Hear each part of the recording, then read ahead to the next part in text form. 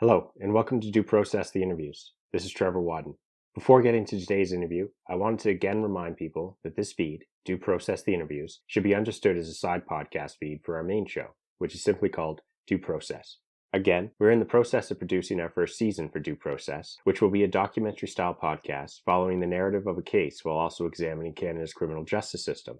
Our first season will examine the BC case of Peter Beckett, who was charged with the 2010 murder of his wife. Beckett has undergone 2 jury trials and many twists and turns, and we look forward to discussing these twists and turns and Beckett's case in the upcoming first season. In terms of timeline, my goal is to have the first season released by November of 2021, and again, we are a small team here, and we're working to achieve this goal, so stay tuned for further updates. My email is in the show notes, so please reach out with feedback, and please subscribe to both feeds, both Due Process the Interviews and Due Process if you like what you hear. Moving on, today I'm speaking with Jeffrey Deskovic, who was wrongfully convicted of the murder and rape of a classmate in 1990, for which he spent 16 years in prison. Jeff's case is from New York State, but as you will hear, wrongful convictions are not unique to the United States, and they happen in Canada. They are well documented in Canada, and Jeff's story and the injustices he endured are reminiscent of some of Canada's most notable wrongful convictions, which is part of the reason I was grateful to have an opportunity to speak to Jeff. It was really wonderful to have Jeff on the show, and we discussed a variety of issues, including his background and upbringing, the murder of his classmate, interactions he had with the police, the interrogation and coerced confession, his time spent in jail, strategies he employed to survive jail and not lose hope, his exoneration, and his efforts now as a lawyer and advocate to avoid wrongful convictions. Jeff's story is truly difficult to comprehend in terms of the injustices that piled up against him, but it is also a story of perseverance and heart. It was wonderful to speak with him, and also a great reminder of why we need to constantly strive to improve and reevaluate our justice system and the manner in which we conduct investigations and prosecutions. I hope you enjoy the conversation, and if you do, please consider sharing this episode or leaving a review on whatever podcast platform you're listening on. And with that, here is Jeffrey Deskovic.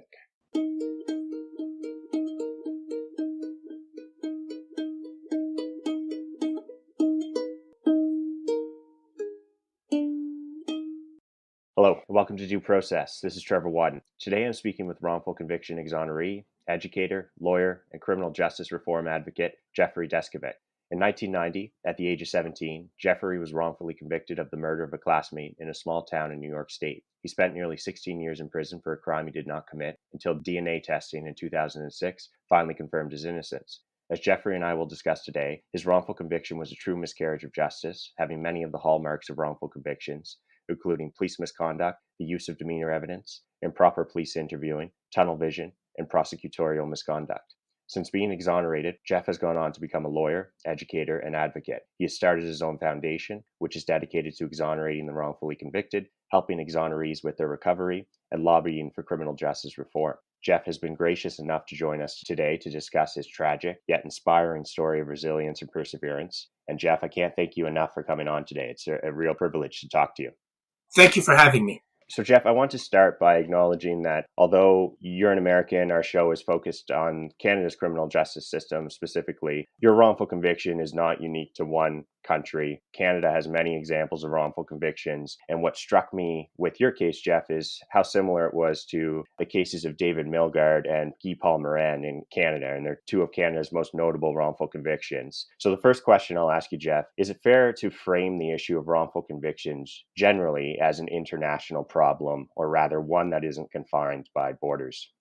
100%, yes, because the same systemic deficiencies that lead to wrongful convictions in one country lead to them in another. Now, there may be something particular, say, to Canada. So there's the, I forgot what they call big guy or big man, this weird entrapment thing that goes on in Canada that's unique to Canada. But that's kind of an outlier. That's kind of an exception. In general, all the deficiencies that lead to wrongful convictions in one jurisdiction, one country, definitely lead to them in another. So why not learn lessons from one country and apply to another country in terms of steps to take relative to wrongful conviction prevention?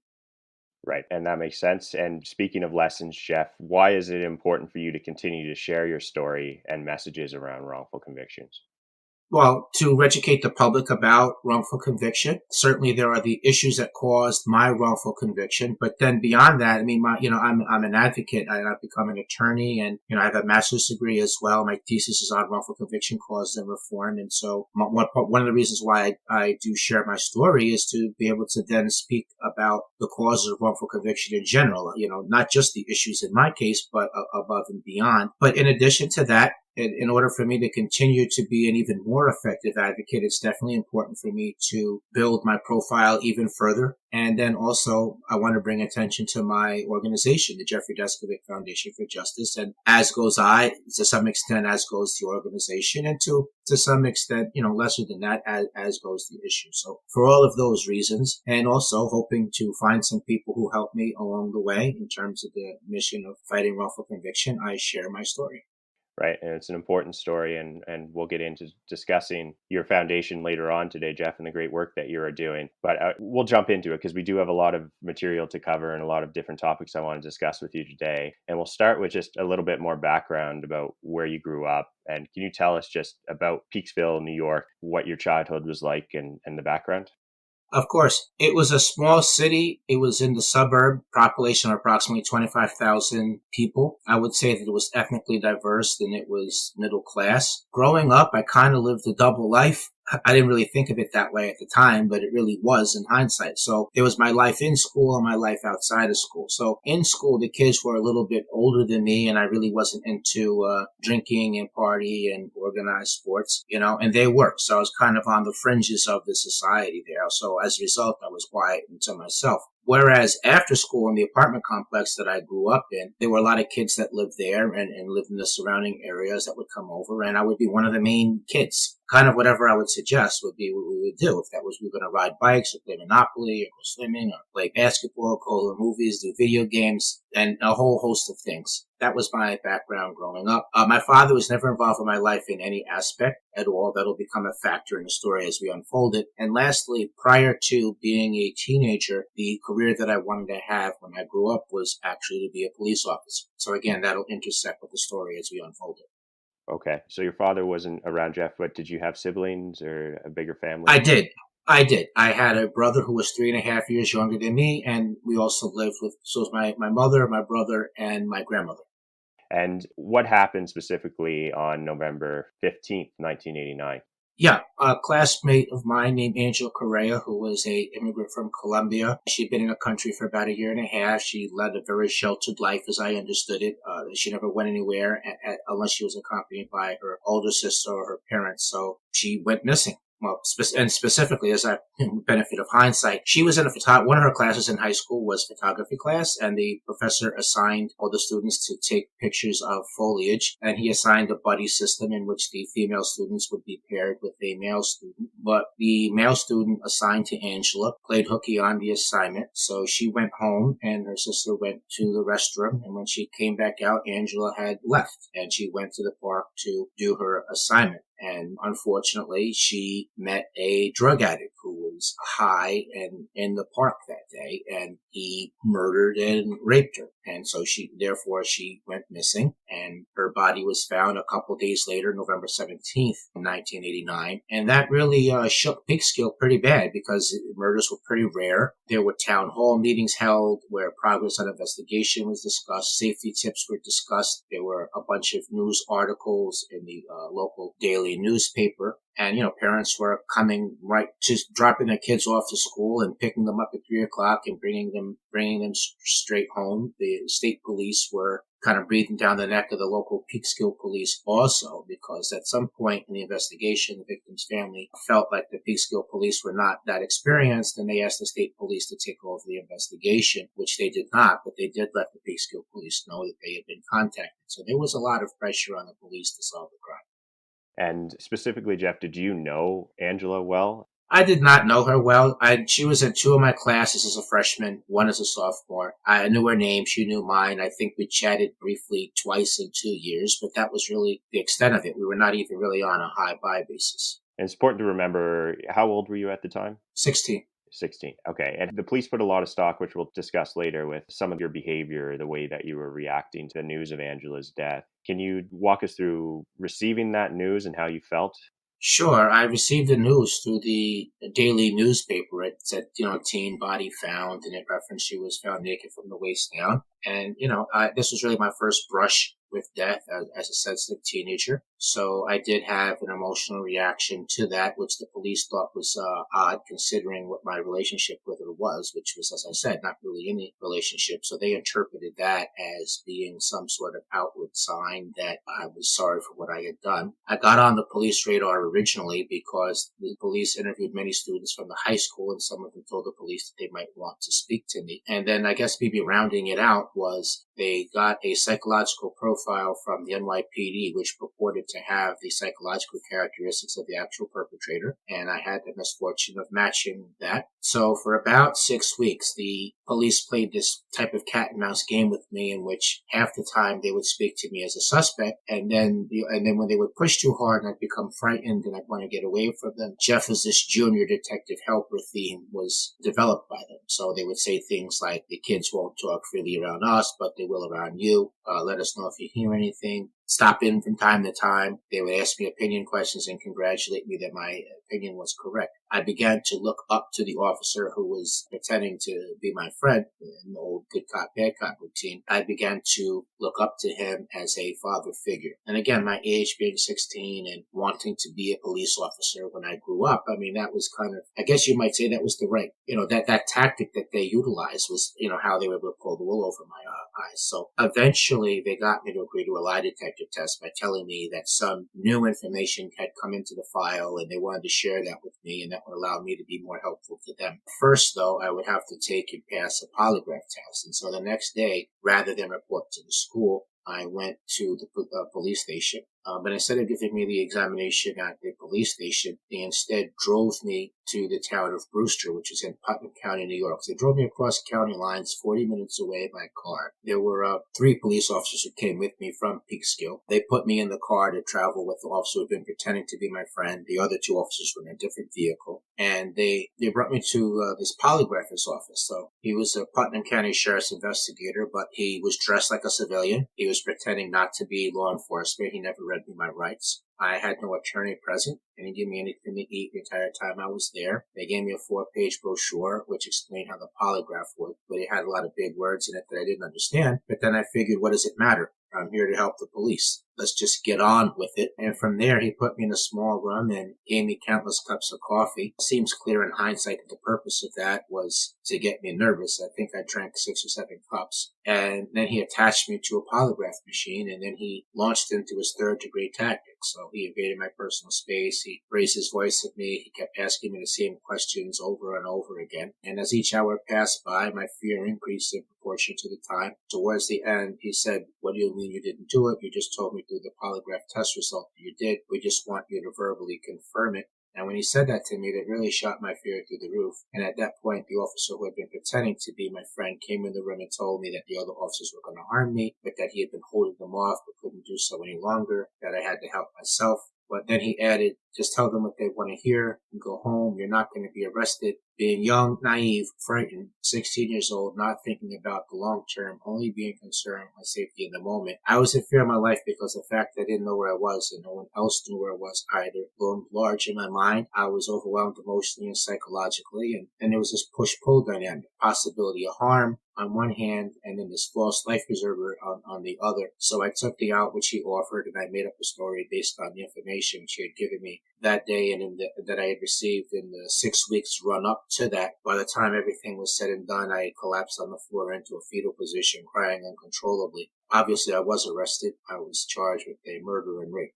Wow, yeah, and that's just a harrowing story, Jeff, and just incomprehensible, I think, for most people to hear that. And there's a lot in what you just said there to kind of unpack. And I just want to go back and just expand on when the police started to initially speak to you. Do you understand now why some of your schoolmates had said that they should focus on you or talk to you? Was that ever explained to you at all?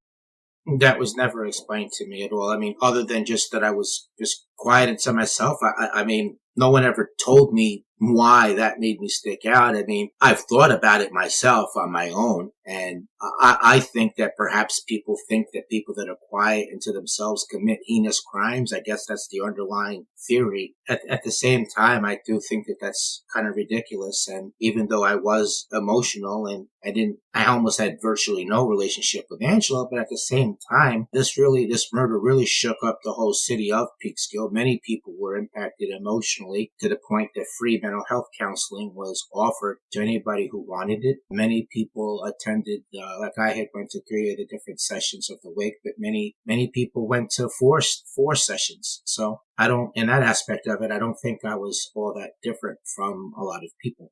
Right. And one of the areas we're looking at, Jeff, in our podcast is the focus on what in Canada anyways referred to as post-offense conduct and how dangerous that, I don't even know if you can call it evidence based on how dangerous it is to put a lot of stock in someone's behavior after an alleged crime. So it's frightening if when police officers or investigators will look at those types of things. And one thing that I'm interested in discussing with you is just with respect to when the police were talking to you, you indicated you were primarily by yourself throughout those conversations. Yeah, I was by myself in all of those conversations. So was your mom aware of what was happening? Did the police ever explain to her, hey, Jeff, we think Jeff might have something to do with this, or we're interested in talking to Jeff? What was your mom's role in this? She did not know. I mean, I told her after the first meeting that I had with the police, and then, so she knew then that time, but she told me, not to talk with the police any further. But, I was raised, the police are our friend and they're there to help us. And I knew I didn't do anything. I knew I didn't know anything. And then they were acting like they needed my help to solve the crime. And so I kept interacting with them despite what her wishes were. And she did not realize that over the next 6 weeks that I was having interaction with the police, and they certainly never told her. Okay. Do you remember having a conversation with the police, Jeff, that you had an interest in policing? You said it was a theme. That was an active conversation that kept happening over and over. I don't remember. Honestly, I don't remember if I ever mentioned that or not. It's possible I might have, but I don't have a memory of that. I mean, it sounds logical because, I mean, why else would they have adopted that tactic, to come up with that scenario? But right. But importantly, that was something that was going through your mind, that this was an area that you wanted to potentially be a career for you. Yes. So let's just go back to the polygraph, Jeff. When you were in the room, was any of this recorded at all? No, it was not recorded. There was no videotape. There was no audio tape. And ultimately, as it turned out, there was no signed confession either. I never signed anything. It was just their word for it. And, that kind of leads into the trial some, whenever we get there. I just want to mention that when they did come to court and they testified, they left the threat and false promise out of their testimony. And, that was no accident. I mean, those were 2 illegal tactics that they engaged in, per American law. And can you just expand on that a little bit in terms of the threat and false promise? What do you mean by that? Sure. When the officer pretending to be my friend told me that the other officers were going to harm me, but that he had been holding them off but couldn't do so any longer, that I had to help myself. I mean, that's a threat. He's telling me I'm going to be harmed, not by him, but by other people, but he is conveying it all the same. So that's what I mean when I say that they're the threat. And in terms of the false promise, what I mean by that is he told me, just tell them what they want to hear and they'll stop what they're doing and you can go home. Afterwards, you're not going to be arrested. That's a false promise because I was arrested, and that was the whole point of why they were interrogating me, is they wanted to get a statement which they could then use as evidence for the purpose of arresting me. Right. It just seems so unbelievable hearing stories like that, and to think that investigators would behave in that manner. But certainly there's countless examples of those tactics being used. And you talked about how they took you 45 minutes away, Jeff, and gave you lots of coffee, and you didn't really have a lot of breaks. Do you remember how long this polygraph and interrogation lasted for? I do. I was there for about 6.5 to 7 hours. Which, by the way, per normal polygraph procedure. So the procedure that the polygraphers used was called the Arthur method. And first of all, per that method, because there's a high correlation between the usage of that method and false confessions, there's supposed to be a recording, which he didn't utilize. So that was one thing that was not correct. That was big. But another thing was there was a polygraph expert who had said that the longest that it could be, that someone could be on the polygraph would be like 3.5 hours. And in this situation, I was more than double that. So this polygraph expert found that to be shocking. And both him and a false confession expert, Saul Casson, who's considered to be the leading false confession expert in the United States, he wrote that this was actually no polygraph test at all. This was actually an interrogation that was masked as a polygraph. And it's important to recognize as well that polygraphs are very unreliable as a tool of evidence to begin with. Right. Yeah. Frightened, innocent people can fail the test. I mean, the whole premise of the polygraph is that when a person tells a lie, that they'll become nervous, and the nervousness will result in an increased pulse rate. And it's actually the pulse rate which is measured by the machine. So anything, caffeine or fear, would make somebody's pulse rate speed up. And so despite it not being admissible as evidence unless both sides agree because of the reasons that we've mentioned, the judge at the trial came up with this backdoor rule where he allowed the polygraphist to repeatedly tell the jury that I failed the polygraph. And one of the things I read, Jeff, and you correct me if I'm wrong here, but why your quote-unquote confession was supposed to be convincing was because of the detail you supplied or the information you supplied about Right. the crime scene and the crime. How do you respond to that? Because I know your response is that generally they were providing this information to you, but can you walk us through this approach that the police took with you? Sure. I mean, they told me that, her keychain was missing, and they told me that they found her walking some distance from the body. And I remember once they took me to the crime scene, and this detective said to me that, they thought that she was attacked in one area, and that there was a chase, and then the body was found in a different area. They said that her body had been dragged and covered with leaves. So they thought it was almost like whoever was attacked her then had remorse, and they were trying to protect her from the elements. So I got that from them during that trip. Another time I just remember something else. They asked me, well, what route do you think she took? I was very familiar with Peekskill, so I knew where her house was. And so, logically speaking, I could see where she took a particular street, which was adjacent to her house, up, and then take a right and a left, and then the park was there. And so I told them that I thought that was probably the route that she went, because that would be the quickest way to get there from her house. And they confirmed that. They said, yeah, they told me that, yes, that's correct. So that's what I mean. Another thing was that they showed me pictures of her at the crime scene, being found naked from the waist down. So they showed me pictures of that. And I remember a couple of times prior to the coerced confession that they asked me, do you think that there was any kind of jealousy there? Do you think that whoever killed her knew that she was going to meet somebody there and they didn't want her to? And, that might have been why somebody killed her. So they asked me that several times, and that was how I latched onto that and utilized that in the coerced false confession that I gave.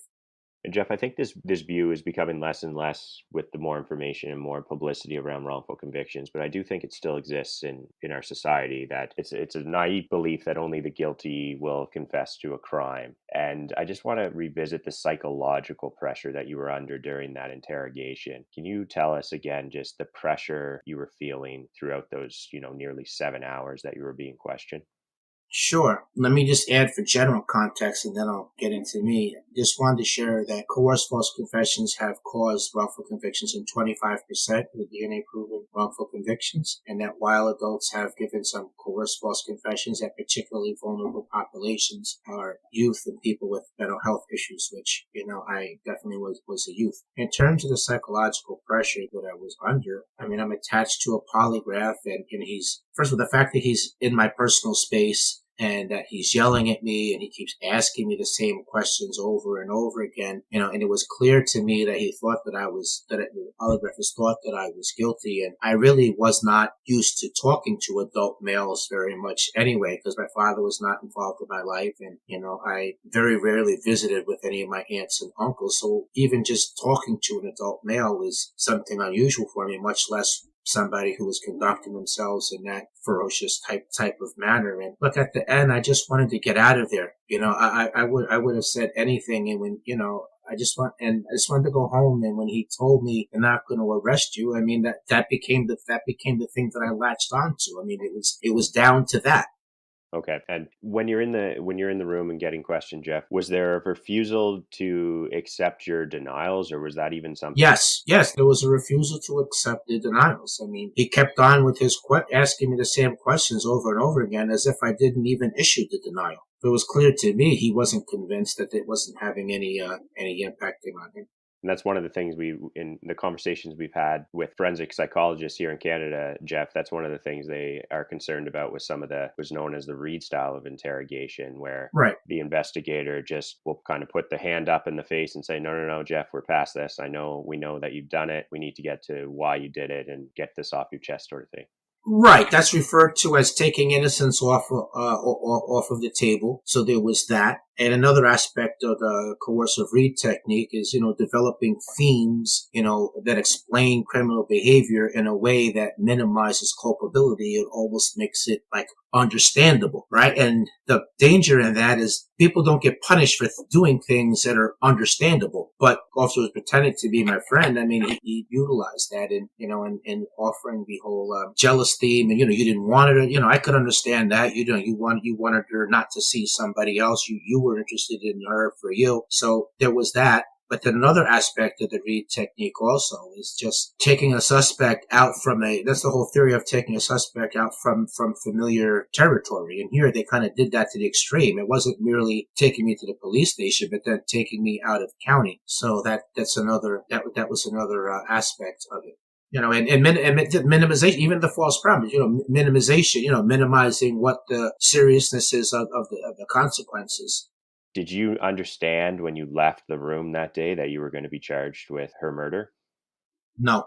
Here's how I learned. So when I finished this, I collapsed on the floor in this fetal position. Then the lieutenant who oversaw everything, he burst into the room yelling, saying, "What did I just say? I have to repeat it all over again. That he had to hear it, and that we could be there all night if I wanted it to be." So I had to regurgitate the story. I was finally given something to eat. After that, I was given a hamburger to eat, and it was time to return back to the police station. They put me in handcuffs, and I asked, well, why am I being put in handcuffs? I mean, I was told that I was not going to be arrested, and they just said safety, which didn't really make any sense. So we drove to Peekskill, and they told me that they were going to order a pizza and that we would share pizza together at the police station, which we had done previous to that. And then the good cop disappeared. I didn't see where he went, but I did see, and the lieutenant also left my vision. But the other officer who had played the role of more aggressive partner of the two, he was still around. So I'm in the police station. I see him. I'm eating pizza, and periodically I was interrupted by a uniformed police officer who was carrying out various aspects of processing. And eventually he got to the point where he took my fingerprints and he put ink on my fingers and everything. And I remember I got very angry when that happened. And I said to the officer who I knew, I said, "What is he doing that for? I'm over here trying to eat pizza. I've got ink all over my hands." And he said, "Oh, he has a right to do that." And I said, "What do you mean he has a right to do that? I was told that I wasn't being arrested." And that's when he said, "Oh, you are being charged with the crime." And that was when I realized that I had been arrested. And did the gravity of the situation then settle on you, Jeff? I mean, It did. you're 16, but It did to the it did to the extent that I could understand it. I mean, that understanding was limited, but I certainly understood how. So to some extent, I had some sense of how it really had been betrayed and what happened. I remember feeling angry. I remember feeling frightened. I remember no longer being interested in the pizza anymore. and then do you remember when like your mother found out about this? Yeah. They asked me if I wanted to call her, and I remember I told them no because her telling me she didn't want me to talk to the police anymore. I mean, that was on my mind also. So I felt kind of silly. I felt kind of stupid for that, but they decided to call her anyway. And at some point she arrived at the police station and we spoke on the phone with the phone separated by a glass. And she asked me, "Well, what happened? Did you get arrested?" And I told her, they told me that I was not going to be arrested. They told me that I was not going to go to prison. And at some point shortly after that, I was driven to the county jail. To me, again, just unbelievable. But you, at that point, you still had not spoken to a lawyer one time. Right, correct. Okay. So you're taken from the police station to the jail, and then talk us through. Well, wait. Just before they took me from the police station to the jail, I just remembered something. No, the judge, I stayed in the holding cell area at the police station. The judge came and arraigned me, which means that he read off the charges. And an attorney did come, but he spoke for like 10, 15 seconds, 20 seconds. And it was not very long. And I asked, well, don't we get a chance to say anything? And I was just told that wasn't the place for it. But I guess the main point I'm saying is I didn't have a chance to have any kind of prolonged conversation with the attorney. He didn't ask me what happened. He didn't explain anything to me, really. He just said the judge is simply going to read the charges against you. You'll enter a plea of not guilty, and that's it. Don't say anything else. The judge doesn't want to be a witness to anything. Now, when I asked about, well, is there anything we could say on my behalf? He said, no, this is not the time and place for that. That's later.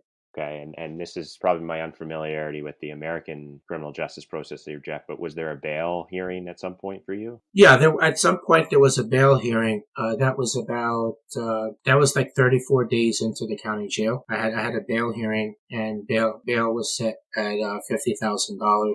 And my mother had a boyfriend at the time that was a prominent businessman, and he put the bail money up for me, and that was how I was released. So you were in jail for those 34 days? I was, yes. That just seems like such a long time for a bail hearing to happen. I agree. It had to do with the American process. So first the case, went to the local court, which really didn't have any jurisdiction in it to set bail. So I had to wait for the case to then get transferred over to the county jail. To the county court, and then the county court is who set bail. But yeah, it is. I agree with you. It definitely is a long time, and I was really frightened being in jail. I'd never been arrested for anything before, and I had been charged as an adult, so I was put in the county jail, which had adults in it as well, and just the idea of being in this unfamiliar environment where there was correction officers in charge and other prisoners, and then learning that there's vigilante mentality towards people are convicted of sex offenses. So I was very, very frightened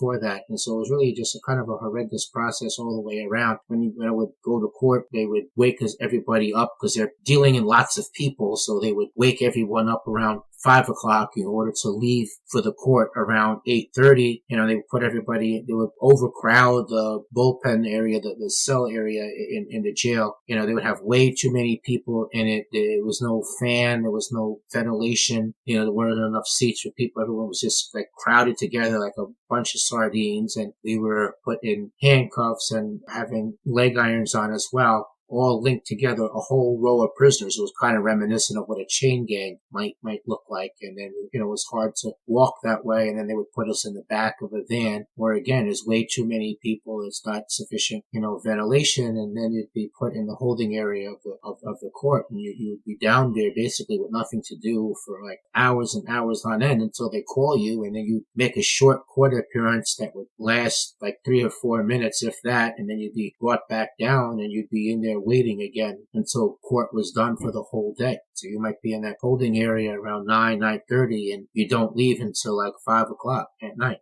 So you have to wait for everybody to go through their court process. Correct, yeah. And then again, they put everyone in handcuffs and put you in the back of the vehicle and bring you back to the county jail, where you'd again be in the holding area, the bullpen area they call it, until they finally move you back to wherever in the jail you're being housed at. It was extremely uncomfortable process, is what I'm getting at. Right. And I do want to talk to you more about just your experiences with prison life, but I just want to talk about your trial. So you're released 34 days after you were arrested and charged with it. And then can you walk us through kind of your mindset leading up to the trial? What was that like? Sure. So when I got bailed out, I thought that I was going back to my life, but actually there would never be any going back to that. So it was a lot of prejudicial pretrial publicity. I was a hated figure in Peekskill, specifically. It was really intense there. I was really disliked in the county. I was not allowed to return back to school. And so while my case was open, everybody hated me, thought I was guilty. So I had very few friends that were willing to get together with me socially. And as to the few that were, their parents were not willing to let them play with me because they thought that I was a murderer and rapist. So that's what that was like. I thought my life was basically over. And so I made a suicide attempt. I took an entire bottle of extra strength Tylenols and I went to sleep, intending to never wake up again. But I did wake up. I was rushed to the hospital and they pumped my stomach out. But the end result of all of that was that I was involuntarily committed to a mental institution, and it took 6 months for them to let me out because the psychologists and other mental health professionals there, they were kind of in a CYA mentality, and they said, well, you're okay now, but there's always ebbs and flows throughout the trial and leading up to it. And, your reason for making the suicide attempt was, you thought you were going to lose the trial and that your life was over, and you might think that again at any time and you might make another suicide attempt. So they were not willing to release me, even though they were simultaneously telling me that I was okay. And it was only when I was transferred from one psychiatric center to a different one in a neighboring county that finally, they saw that I was fine and they were willing to let me be released. But I think that my mentality, I went from feeling like my life was over to eventually believing that everything was going to turn out okay. So I would, from visits from my mother and some limited visits from my extended family, and everybody was, kept telling me that, everything's going to be okay. The court system's accurate. We know that you're innocent, so you'll be found not guilty and you'll be able to pull all this behind you. So I started out skeptical of that, but at some point I bought into that. And so my mindset kind of changed, and eventually I adopted that viewpoint that they were advocating me to. So in terms of the trial, before the trial, the DNA test result came in from the FBI lab, which showed that semen found in the victim didn't match me. So my lawyer tried to get the case thrown out based on that, but the prosecutor claimed that he got the medical examiner to commit fraud, and he said that he suddenly remembered that he forgot to document medical evidence that he said showed that the angel had been promiscuous, which is what opened the door for the prosecutor to argue that she might have slept with somebody else prior to my murdering and raping her, and that's how the DNA could have not matched me, and yet I was still guilty. And they got away with that because the victim's family was not coming to court, so they had no idea of what was being said about her in the courtroom. Taking it a step further, he named another youth by name that he claimed had slept with the victim, but he never set the proper evidentiary foundation, so he never asked him for take a DNA test. They never even called him as a witness. He just made the unsupported argument to the jury. Now, simultaneous to that,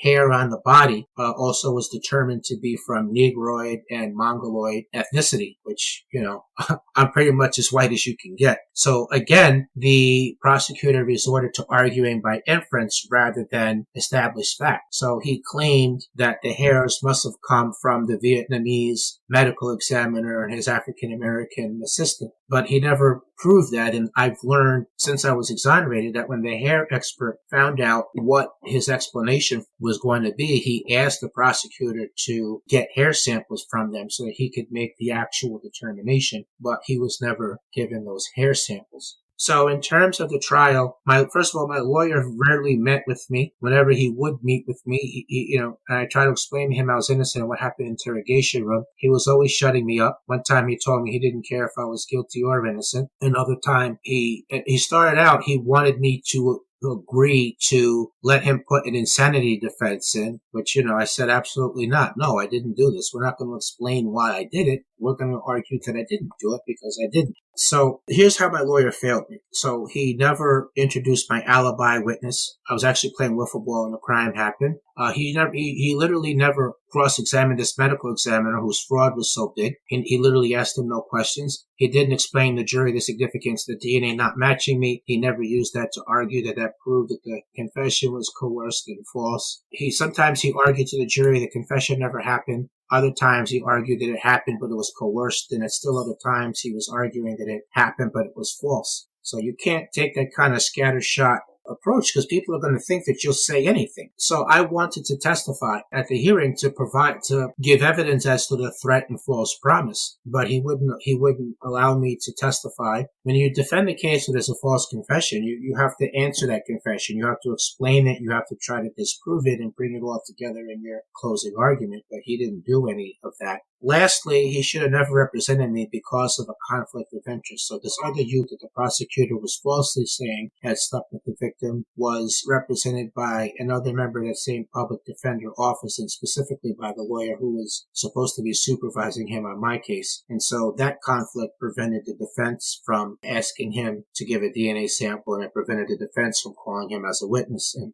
so the following irregularities happened during the trial. So firstly, the judge kept allowing the polygraphist to tell the jury that I failed the polygraph. And another thing was that the victim's clothes, including her bra, had been entered into evidence. And the jury asked to see the bra. And that intersected with one of the statements in my false confession, in which I said that I ripped her bra off. So there's some bras that you cannot rip off from a body the way that they're built. So when they asked to see the bra, that's when the judge announced that the clothes had been left in the courtroom over the weekend, and that apparently the janitors thought that it was garbage, and so they threw it out. And so the bra was not around anymore. And he refused to declare a mistrial, and he substituted a photograph in which he said that you can almost see the bra. He substituted that picture for the actual bra. And last thing I'll mention is that the jury sent a note out on the third day of deliberation, and they asked, well, if we don't reach a verdict, will we be sequestered over the Christmas holiday? Which means, would they have to stay in the hotel and still have limited contact with people on the outside and limited access to newspapers and television? And the judge said, yes, you will be sequestered. And I learned since then that at that point that they sent the note out, it was already 11-1 to find me guilty. There was one holdout juror that did not think I was guilty, and he said that they were pressuring him, and that once they sent the note out, that really ratcheted the pressure up on him, and that neither the other people nor he wanted to be sequestered over the Christmas holiday. And so that was why he switched his vote from not guilty to guilty. And so the end result of it all was I was found guilty and given a 15 to life sentence, which the judge gave me, even though he said maybe you are innocent. He gave me the sentence instead of overturning the conviction. Wow. So Jeff, hindsight's 2020. You looking back, you can see these injustices very clearly. But when you were in the courtroom as a teenager, did you realize? Did you have a sense of all the injustices that were stacking up against you? No, I did not fully understand. And that was a situation that was exasperated by my defense attorney because he refused to allow my mother or any other male relative, any other adult relative rather, of either gender, to be involved in any of the conversations with him about the proceedings or even about strategic choices. I mean, like, for example, we had, the decision whether to testify or not, and he basically made that decision for me, but he didn't have any discussion with me and an adult of mature judgment to discuss the ramifications or implications, both pro and con, of doing that. In a similar way, he did not consult with anybody with me, allow anyone to be there on my behalf when we decided whether we were going to have a bench trial, which is decided by a judge, or a jury trial. So that added to my being not fully understanding what was going on in the courtroom, somewhat, but not fully. Okay. Was your lawyer appointed, or was this somebody that your family had hired? He was appointed. We didn't have enough money to hire anybody. Lawyers told us that they wanted $50,000 just as a retainer, just to get started. We didn't have that kind of money. And while you're in the courtroom, Jeff, as a teenager, did you have this idea that your innocence would shine through? That's a common thing that I see in wrongful convictions, that people think that the justice system is going to work. They're going to see that I'm innocent. Yes, I did have that. And one other thing I wanted to add is that every time I made a court appearance, it was like a major media moment with virtually all the coverage from a guilt presumptive oriented perspective. So that added like a frightening element of it to me, to see me in the newspapers and being written about in this type of way. But despite that feeling like a frightening and out of control, I did have that thought, like you said, that, my innocence is going to shine through. They'll see I'm innocent and I'm going to be found not guilty. In Canada, there's an application you can bring for a change of venue where there's a lot of media attention and negativity. I know it really doesn't make sense in today's modern world with internet and things, but back then, was that ever a discussion that you had with your lawyer about maybe trying to get to another jurisdiction? We had a brief discussion with him about it, and I asked him to do it. I told him I wanted him to do it, but he told me he thought it was frivolous, that the judge was not going to grant it, and so he never took the time to file the motion and try. Okay. So Jeff, when you learned of that the jury had found you guilty and you received your sentence, what happened after that? What was going through your mind?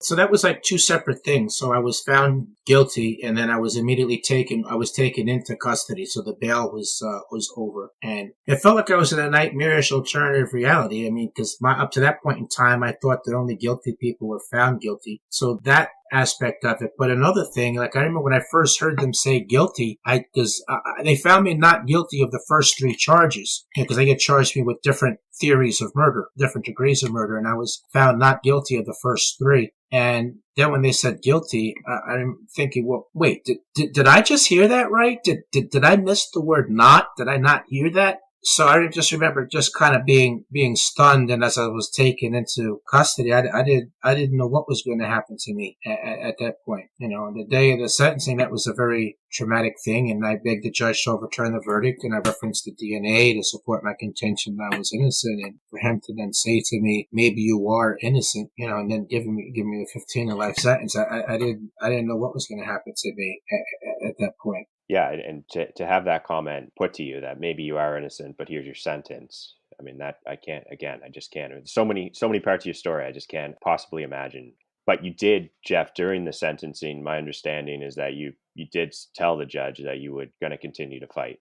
Yes, I did. I did say that to him. Yes, yes. I was marching out of the courtroom. I think I said something to the effect that that I'll be free one day. I'm going to be, that I'll be exonerated. Something to that. Those were not the exact words, but it is something that I said as I was led off, which the court reporter caught and typed up on the minutes. Yeah, something like that. Yes. Was that kind of a changing moment for you then, that in your mindset that, Yes. okay, I'm going to continue to fight. I'm going to prove that I'm innocent. Yes, because I needed to have something else to latch onto mentally. Hope was very important to be able to survive. And, I mean, the other way to just resign yourself to serving a 15 to life sentence. I mean, it's very hard to wrap your head around. So I had to latch onto something, some scenario other than that, some kind of way other than that. So I want to talk about your experiences in prison, Jeff. The horror of going to jail for a crime you did not commit is, again, truly hard to fathom. When you went to jail, how old were you? So when I went to prison, I was 17 years old. Can you describe your day-to-day in prison? What did it look like? Sure. So I would say, well, there's a routine and there's the overall. So the overall was that it was very violent there. It was 3 or 4 stabbings or cuttings every day. There was a lot of violence that did not involve weapons, and there was a lot of gang activity. So cumulatively, there was a general environment of violence and adrenaline that permeated the air. There's a system of maintaining order in the prison known as Keep Lock, which involved a variety of sanctions being imposed on the prisoners if they were found guilty of breaking the prison rule. They would keep you in the cell 23 hours a day out of the 24. They would send you less food. Sometimes the food would be 3 or 4 days old. They would put you in a small area with a pull-up bar in it. If you were lucky for recreation, you could take 2 showers one week and 3 the next, rather than being able to shower daily as the rest of the population. You could not go to the store. You could not use the phone while you were on that status. So I had this bullseye on my back people would discover that I was incarcerated for a sex offense, that could, motivate them to assault me. And so I always had that concern in the back of my mind. In the course of the 16 years, there were 6 or 7 times where I was assaulted. One time I nearly lost my life. I got hit multiple times in the side of my head with a 10-pound weight plate. But because I did the best that I could to defend myself, then as far as the prison administration was concerned, then I was fighting. So I was subjected to those penalties. Some of the guards were verbally abusive to the prisoners, and some of them, when they were working and they were in the area where I was, my only goal that day was to somehow escape their notice. The food was terrible. Sometimes it would be not fully cooked, at other times it would be burned. I was sent to a prison that was 4.5 hours away from home, so that made things difficult in terms of visitation. The guards did things to discourage my visitors from coming back, like they did to the other prisoners. I mean, they would be really slow about the visit processing, and they would take a long time before they would tell me that I had a visitor. So it was not uncommon for my mother to have been waiting 45 minutes up until several hours just by herself in the visiting room waiting for me to get there. My grandmother passed away while I was there. My brother was impacted by my wrongful conviction. Kids in the school bus used to tell him that his brother was a rapist, and they would say other nasty things and try to hit him and stab him with pencils. So eventually he dropped out of school. He never returned to drugs and alcohol, but eventually cleaned himself up. But he still retains a lot of the street mannerisms, and he's never returned back to school to get the GED. In terms of day to day, they would ring a bell around 6:30 in the morning, which is to let everyone know that they're going to be ringing the bell in 10 minutes after that to come around and do a count, which means they make sure that everybody is alive and that nobody has escaped. So they'd ring the bell around 6:30. They'd ring it again about 10 minutes later. They come around and do a count, and you have to either turn the light on. Depending on who was working, you might have to get dressed and stand up. Or if some of the other guards that let certain things go, they would allow you to just turn the light on, and that would be it. That would be sufficient. So then they'd ring the bell. They'd ring the bell at 6:30. Then ring the bell 10 minutes again later, do the count. And then one more time, they'll ring the bell, and then they start opening up cells. And then you go to the cafeteria, which is referred to as the mess hall. And, you would stand on line, get your tray and get your food, pick up a metal spoon at the end, which you used to eat with.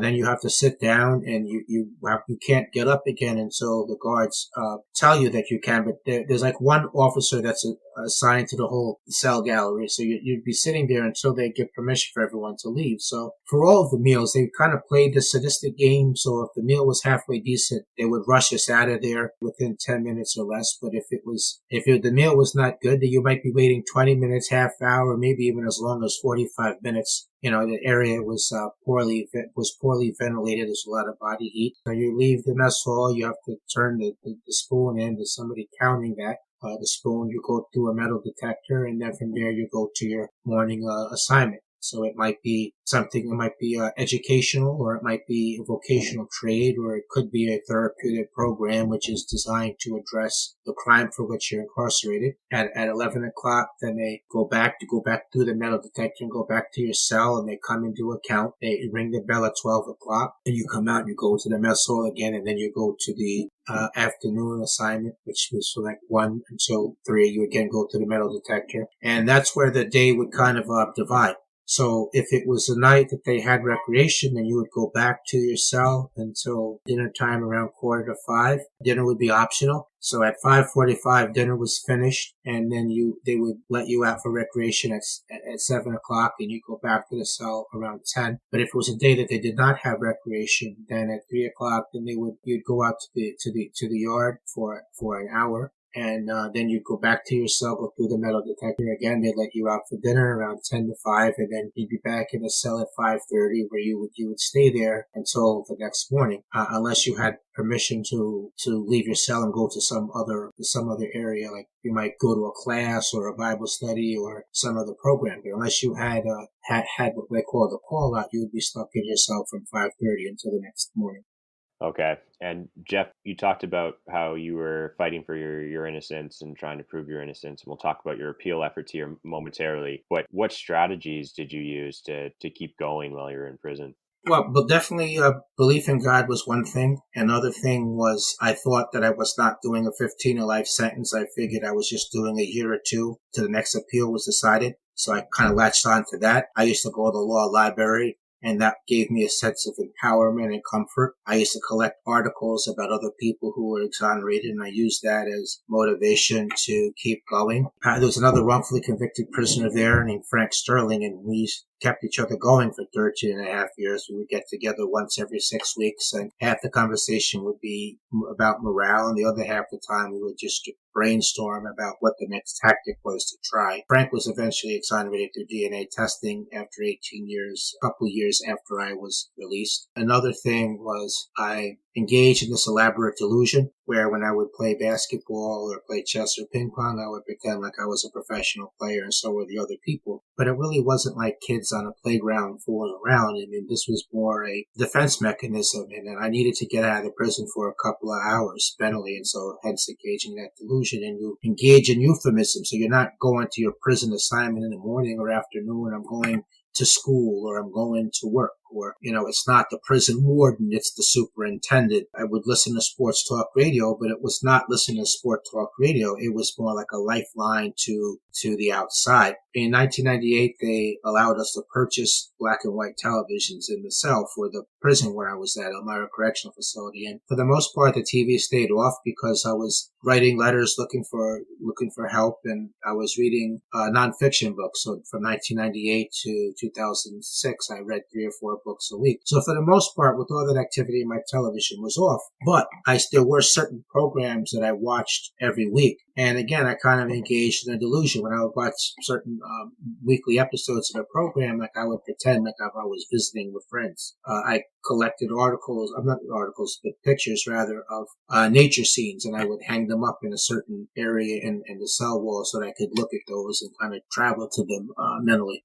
Okay. And as you just mentioned, you were reading a lot. You were also educating yourself and studying your case while you were there. Yes, that's correct. And one more thing I want to add is I did place an ad the last couple of years. I did place an ad in a newspaper in California, actually, and somebody answered the ad. I was looking for a pen pal and for some outside contact, and I was hoping that at some point the conversation would wind its way around to, well, what are you doing in there? And I could explain that I was innocent, and maybe they could help build a bridge between me and the legal help. And so somebody did answer the ad, and we corresponded for several years. And I was literally asking him, look, do you think I should just quit? Do you think I should just give up? Maybe I should just go ahead and commit suicide. I mean, I'm never going to get out of here. And so that was another aspect of how I survived. And because overall, mentally, I had to keep fighting off feelings of hopelessness, helplessness, thoughts of giving up, and thoughts of suicidal ideation. So it was very difficult for me in many ways.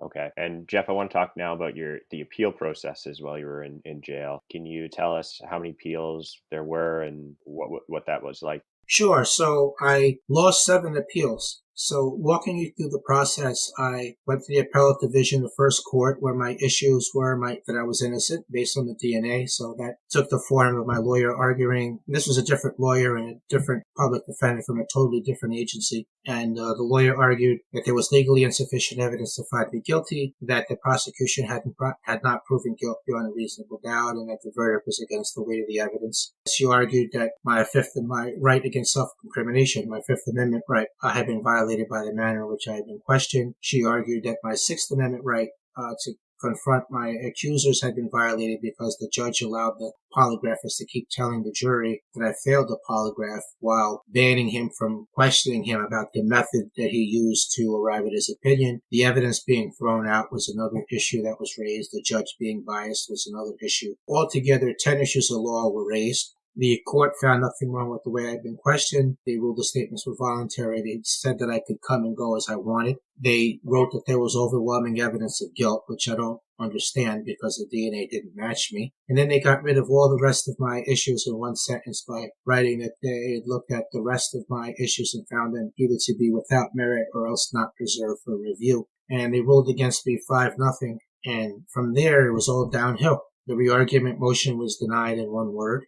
Denied. The New York Court of Appeals, which is the highest court in New York, 2-step process. You have to ask permission to appeal to them, and only if they give you permission would you then be able to actually argue the case. So they declined to give me permission to appeal to them. I lost in federal court because my attorney was given the wrong information pertaining to the filing procedure from the court clerk. So my being 4 days late was deemed to be more important than the substance of the issues that I was arguing. So then I challenged that ruling at the Federal Court of Appeals. Future U.S. Supreme Court Justice Sonia Sotomayor was one of the 2 judges that heard the argument. My lawyer argued that this was not a delay caused by me and my attorney, but by the misinformation by the court clerk, that upholding a ruling like that would cause a miscarriage of justice to continue, and that reversing the procedural ruling would open the door to more sophisticated DNA testing. Again, the district attorney opposed, and again, the court ruled with the district attorney. They upheld that ruling. The re-argument motion in front of those 2 judges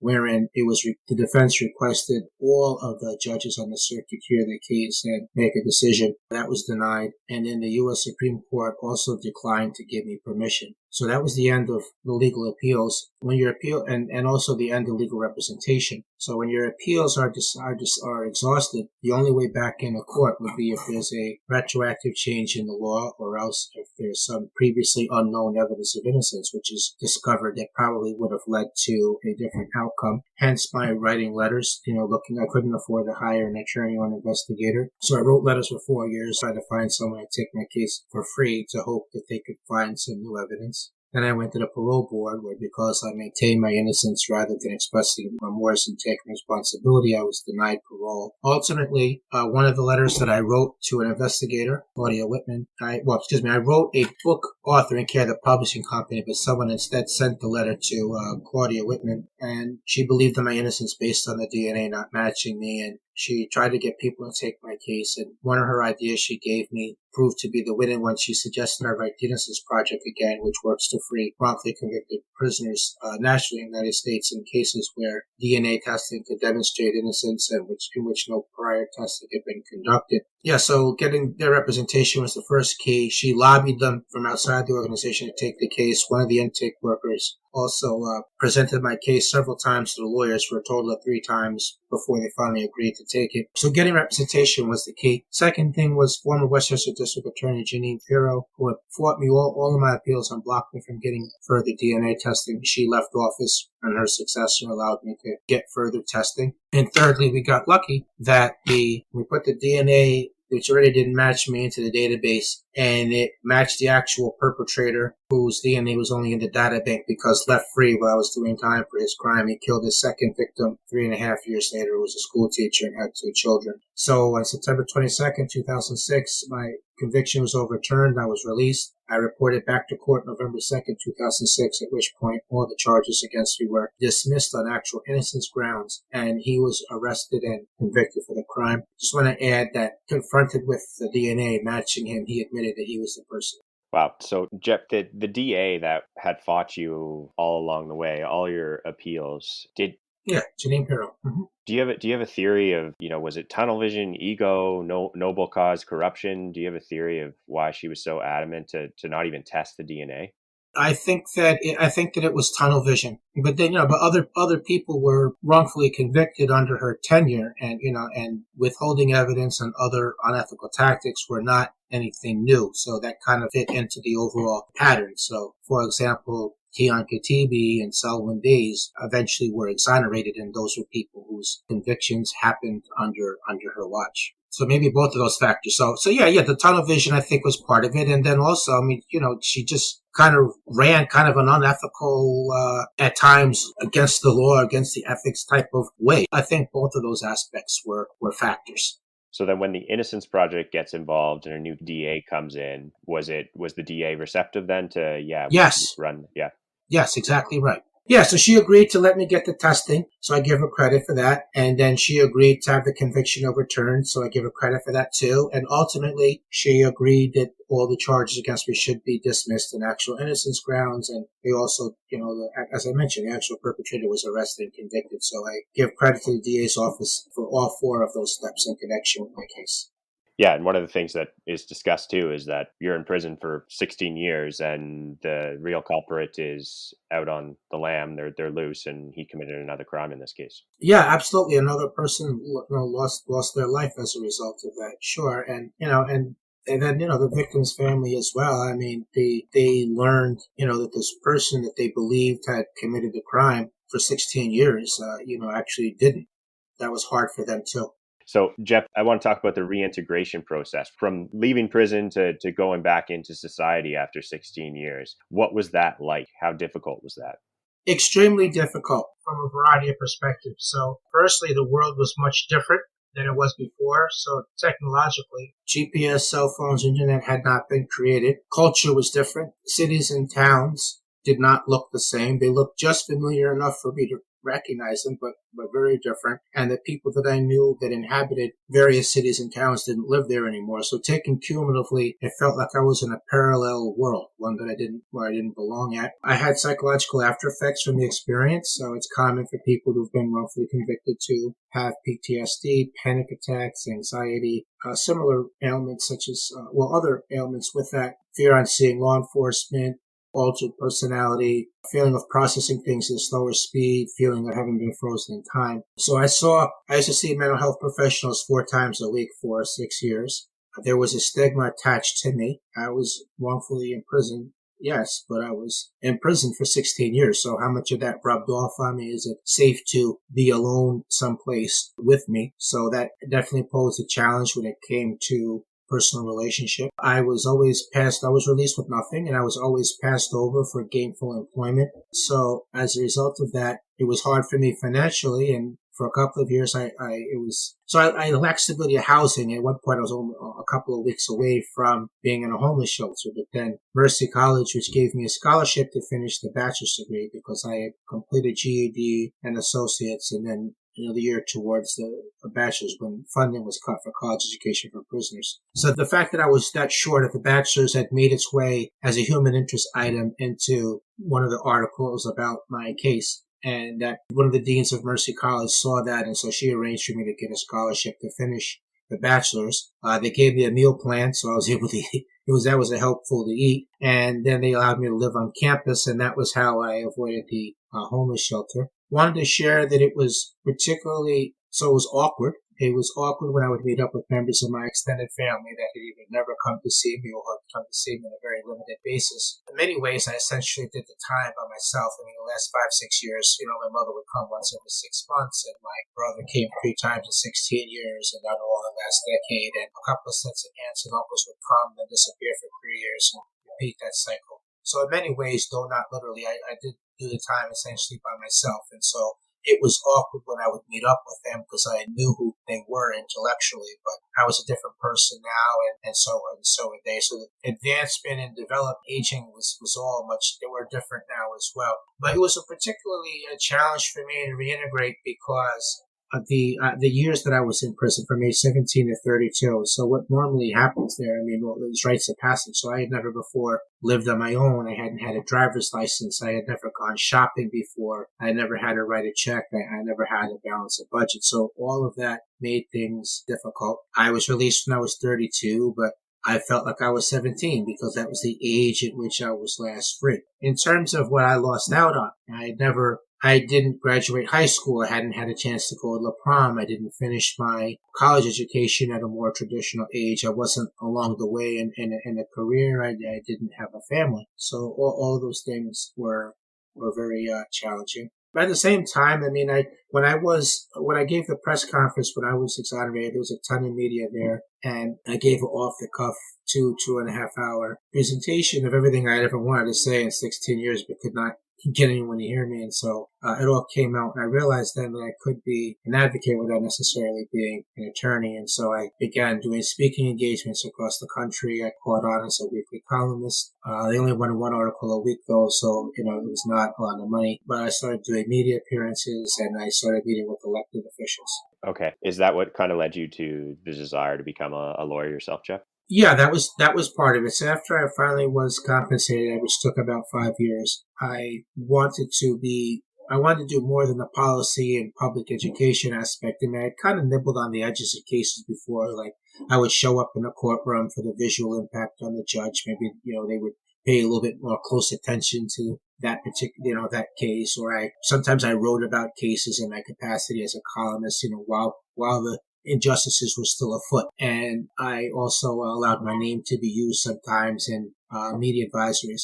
But that was kind of nibbling on the edges, and so I wanted to be more involved in the freeing people. So I took $1.5 million from what I got, and I started the Jeffrey Deskovic Foundation for Justice, and we have been able to get 11 people home, and we help able pass 3 laws pertaining to wrongful conviction prevention. So DNA database expansion, videotaping interrogations, identification reform. I am an advisory board member of the coalition group It Could Happen to You, which the foundation is part of, and we were able to help pass 5 additional laws, including independent oversight for prosecutors, discovery reform, which pertains to sharing information early in the process between the defense and the prosecution, and able to help pass a law in Pennsylvania pertaining to automatic expansion. So there's currently chapters in New York, Pennsylvania, and California of that coalition group, and I'm active in all 3 of those chapters. So I regularly meet with elected officials in all those states, and I'm also the liaison from the coalition to the exonerated community. But at some point, I became not satisfied with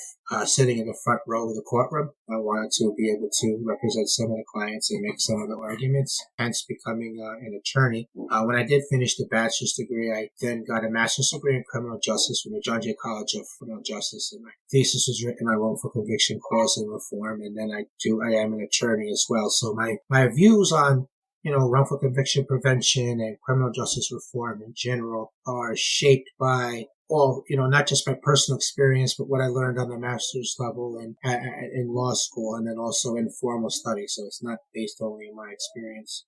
And Jeff, your efforts to bring about change in the criminal justice system, there was a recent development in New York State, as I understand it, passed in June of 2021, where legislation was passed that allows for prosecutorial misconduct to be addressed and disciplined. Can you tell us about that and your role in bringing that to passing? Yes, so it's called Commission on Prosecutor Conduct. So it's an independent oversight board which investigates allegations of prosecutorial misconduct, and they would then report their findings to the grievance committee, which would decide the punishment. So basically, with no oversight, the prosecutorial misconduct, kind of became prevalent. So they have immunity, so you couldn't sue them. They don't face criminal consequences. If they get caught committing misconduct, the court does not automatically reverse the conviction. They try to determine whether the error is harmless or not. And if they thought that it was, then they would not reverse the conviction. And so with nothing in place to restrain them, misconduct became pervasive. So like the prosecutor in my case, running to the grand jury the day before officially getting the DNA test results, not saying the proper evidentiary foundation, not turning over the fact that the medical examiner who committed the fraud, he had been complained of in neighboring counties by authorities for not giving truthful testimony. And, this prosecutor and the medical examiner, there were 3 other cases that they worked on together where this medical examiner altered his findings in order to better fit the prosecution theory. So based on that, I worked on passing this commission. So the key factors were that the grievance committee and the bar associations, they weren't doing anything about misconduct, and even cases where people were exonerated, it was clear that prosecutorial misconduct had played a factor, hence championing that legislation. So my role in it was I was an advisory board member of that coalition group. We started out with the idea and we built out a whole statewide coalition throughout New York consisting of exonerees, people falsely accused but acquitted, criminal justice reform organizations, individual advocates, unusual partners. So we had like teachers unions and labor and people in the hotel, restaurant sectors, friends and family of people who alleged that they were wrongfully imprisoned, formerly incarcerated people, and just everyday concerned citizens concerned with justice. So we formed this coalition and we waged this 8-year fight to get the legislation passed. I mean, the District Attorneys Association of New York, their position was they hear them tell it that the present system was just fine, that there was very little prosecutorial misconduct, that to the extent that it occurred, it was only by inexperienced prosecutors who didn't have enough training and that they were able to discipline their own. But, the facts really didn't bear that out. I mean, there'd been very little discipline, and attorneys were not willing to file complaints because they knew they were worried about personal repercussions and that future clients would suffer repercussions that plea bargains that would normally be extended would not be. And they knew that nothing was going to happen anyway. And there was no subpoena power. So hence the need for this commission, which was passed and signed into law. So I was one of the main advocates. So I was involved in a lot of the strategic conversations amongst the coalition. I met with a lot of elected officials. I participated in press conferences. I did individual interviews. My case was referenced a lot. I was the liaison to the exoneree community, so we would bring in lots of other exonerations and exonerees in order to illustrate that wrongful conviction was not this rare thing. And so that was my role in helping to pass that. Right. And kudos to you, Jeff, because your foundation and the work that you're doing is all important, and it must be satisfying to see your hard work paying off. Yeah, it definitely was. And I like to see that my suffering counted for something. And, my mission in the world is to free wrongful, fight wrongful conviction, to free people wrongfully imprisoned, and the policy work, which is important because it prevents it, even some broader justice reform. And I make sense of everything in that way. And I have a sense of purpose and mission in life, and I have the inner peace, which is really important for me. And when people ask me, and by the way, it's healing, it's cathartic. People ask me sometimes, well, are you angry? And, I want to enjoy my life as much as I can. I can't do that if I'm angry or bitter. I feel like I lost so much as is. Why would I want to, in effect, lose the rest of my life? Which, and I would really be the only loser in that scenario. And the way that I actualize that is I take the energy that I feel and I channel it into the advocacy work that I do. Right. And that was going to be along the lines of a question I was going to ask you, is how you were able to overcome what would be understandable hostility towards the justice system, police, lawyers, to do the work that you're now doing. And your story, Jeff, is inspiring in that way because you're using your experiences and now your education to bring about positive change. So what advice would you give to listeners then when it comes to overcoming adversity? Yeah, I would say have a goal. Have a realistic plan. You should be able to look at your plan 3 or 4 different ways and think that it has a chance. Be flexible. Remember that the goal is the goal. The plan is not the goal. So if an unexpected door opens for you, and as long as it moves you towards your goal and you're also comfortable, then go ahead and do it. There are no reasons why you can't accomplish something. There's only reasons why something that might be more difficult. Work really hard and never quit. Never give up. And whenever you can't go on anymore, just say to yourself, maybe this is the key moment right here. And if I would have kept going, I could have had a breakthrough. But because I quit, that it's not going to happen. So even though I can't go on anymore, I'm going to do so anyway. And just to see what happens on the other side. And when you do make it, when you do overcome, then, reach back and help similarly situated people and do some work on the preventative side. And if you can do that, it'll be healing, it'll be cathartic, it'll be meaningful. Your suffering will have counted for something. And you'll make you help make the world a little bit better. And I know that message goes well beyond wrongful conviction or justice reform.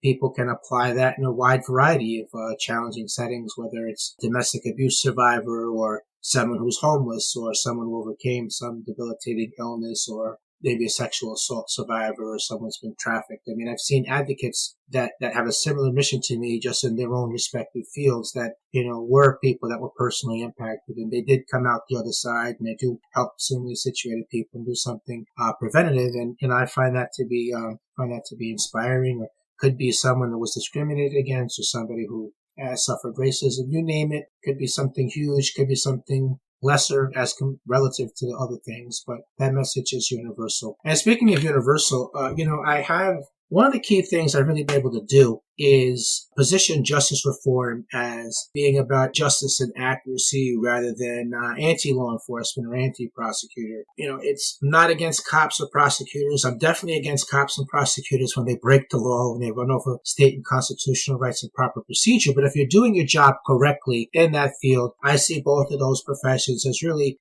essential services. And, so, I mean, there is the wave going on in the U.S. now, the thought, defund the police. And look, my own position on that is if I call 911, I don't want to be put on hold. Okay. I want a police officer showing up at the scene. I don't want a social worker or a psychologist. I do want better training for dealing with people with mental health crises. And I want people held accountable in the same way a civilian can and should be held accountable if they break the law. I think the same thing as to law enforcement. I categorically reject the attempted explanation, the rhetoric, the talking point. Oh, it's just a few bad apples. No, it's a lot more than that. There wouldn't be 2,805 exonerations in the National Registry exoneration in the U.S. We wouldn't see brutality or unjustifiable deadly police force if it was a few. But there's also quite a few good people in those professions. And in posing that message, I have gotten some buy-in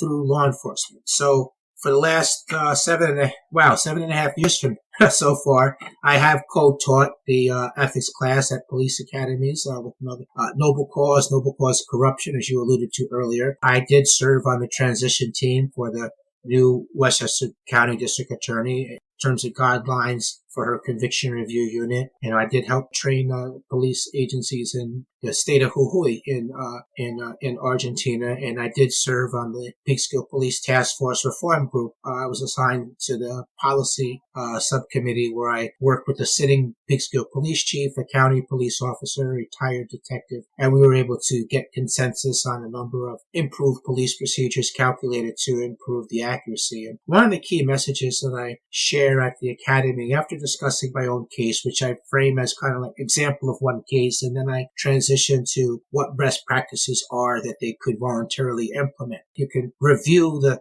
confession, you can familiarize yourself with the red flags and were suspect. Did you ask open-ended questions, or did you just ask yes, no? Did you give any details, unintentionally? And using the best practices as far as identification. And did you give completely truthful testimony in your court appearances, or did you test a lie? Did you keep everything 100% accurate in your police reports? If you're a supervisor, did you review a confession? Did you review the circumstances under identification? And really, the police in my case could have wrote a totally different narrative. They could have been the hero. They could have, well, wait a minute, hold on. We found these problems right here.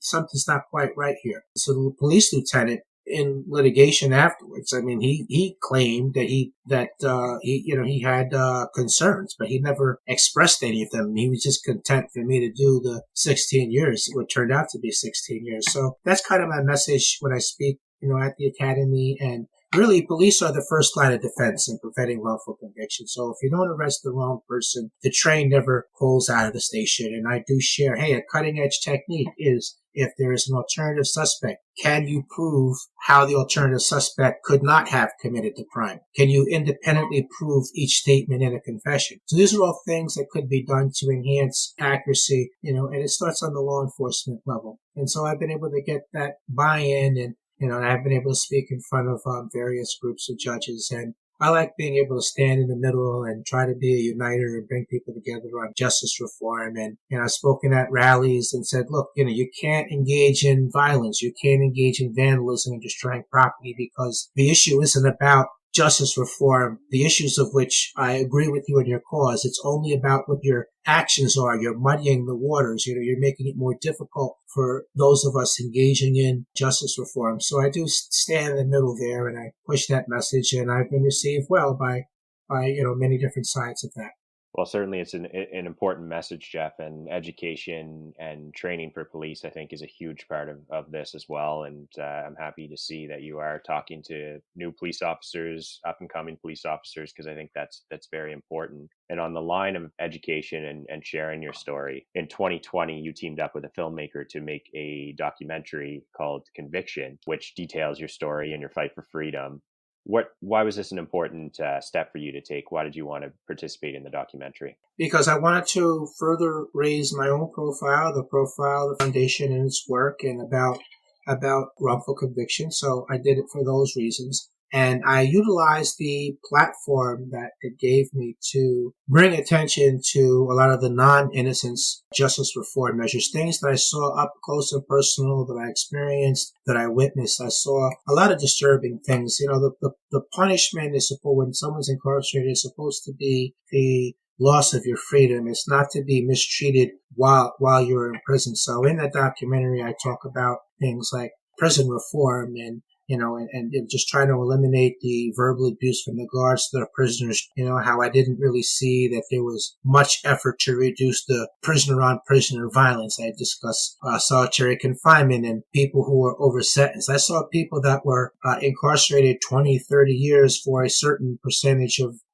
drugs, and those people were sentenced to even more time than people that had killed people or committed other acts of violence. And I talked about elderly people in prison and how the medical care is terrible in prison, but that how it was particularly not suited for dealing with the advanced geriatric needs of elderly, and how prisoners who were guilty of serious crimes, but that was 10, 15, 20, 30 years ago, and how they would go to the parole board. And the parole board's purpose is supposed to be to evaluate rehabilitation and whether if someone's released, if they would likely to remain at liberty without breaking the law, and how they would just rubber stamp deny parole applications to anyone who had been convicted of a violent crime, and how that was, the nature of the crime was something that was never there's nothing that ever can be done to change that. And that's what the judge already took into account in fashioning a sentence. And to deny parole based on that, is basically to abandon any pretense of believing in rehabilitation. So I discussed those things, and even, compassionate release, whereby if a prisoner is determined to be terminally ill by the prison medical team, how they can apply for compassionate release, in which they can spend their few remaining days with family, dying with some dignity in a normal environment, and how sometimes by the time the decision was made to grant it, the prisoner died already or was within, only had a day or two left. How all those things were not acceptable, to me at all. And so I used that platform to bring attention to those issues, hoping to spark further public discussion with the hope that ultimately can culminate into some justice reform. And it was part of the discussion. There was another piece of legislation passed in New York whereby technical parole violations. So previously, if somebody would return, if they had a curfew and you're supposed to be in at 8 o'clock and you're there at 8:05 or 8:10, somebody could be returned back to prison for a year or two for that. And, now it's, now that's changed now, and you would, the maximum would be like 30 days on something technical violation, but you'd remain free. You would not be incarcerated automatically. You'd be free pending the hearing.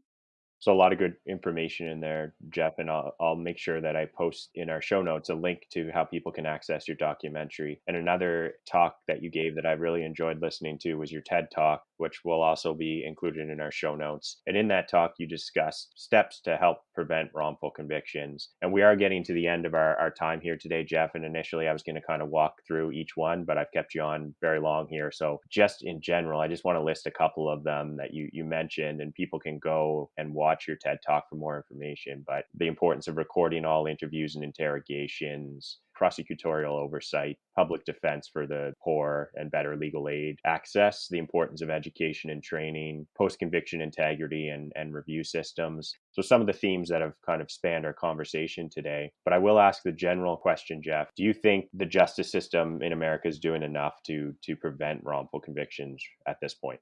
Definitely not. So there's all these deficiencies that you've referenced, and misidentification and lying informants, and throw those in there as well. There is remedial legislation which could address those, but those deficiencies remain factors now in many of the states in the United States, and certainly legislation nationally that would cover federal cases. Those same systemic deficiencies that have led to wrongful convictions in state cases apply as to the federal cases as well. So it's not enough is being done, because we still don't have videotaping interrogations in all the states. We still don't have better identification procedure. We still don't have that better statewide system of public defense that would limit caseload and have equal budget between the district attorney's office and the public defender's office. There's still not equal pay between both sides. Only New York has the Commission on Prosecutor Conduct, so we need to have that across the board. And there's still some states that don't have external evidence corroboration requirement, meaning that there's some places where people can still be convicted based only on informant testimony, whereas I'm saying there should be some additional piece of evidence that corroborates what's said. There are still 14 states in the United States that does not offer exonerated compensation. So all those steps, are still needed. And so you could really just be wrongfully convicted now just as easily as before. So I'm free because of DNA. It's a wonderful technology. I'm glad it's advanced, but it's not a panacea. It's only available in 5 to 12% of all serious felony cases. So that means at best there's 88% of the time that a case cannot be resolved that way. And if people are listening and you are an attorney, sometime in your lifetime, do consider to take one wrongful conviction case on pro bono in your lifetime. Okay. And last question, Jeff. How can people support efforts to stop and identify wrongful convictions? Is there a way they can donate to your foundation, for example? What advice would you give?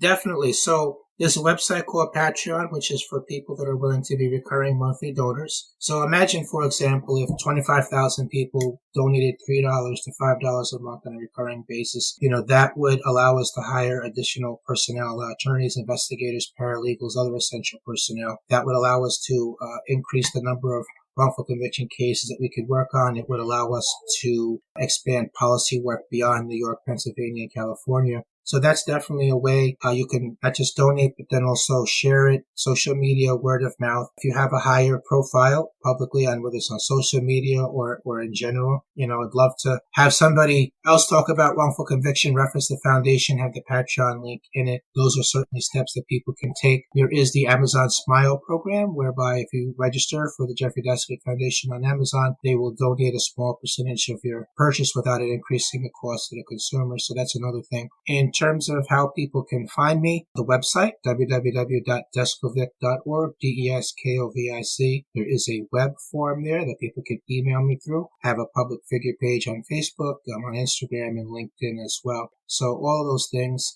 My ultimate dream is to have a chapter of the foundation in each state and ultimately in each country, because I see wrongful conviction as a worldwide issue in countries where we don't hear a lot or even anything at all about wrongful conviction. It's not because they don't happen. It's because there's very few exonerations happening. There's very few people working on the cases there. So we'll be able to make that expansion as public support, allows us to. But, that would be a wonderful legacy and be able to free people. It would be incredible. Absolutely. And I wish you all the best in your efforts, Jeff. And I'll make sure, as I said, get people to check out the show notes, because all the links, your social media handles will be included in our notes. Jeff, I can't thank you enough for speaking with me today. Your case, true miscarriage of justice, but it's also one that is just epitomizes perseverance and overcoming adversity. So it was a true pleasure to speak with you today.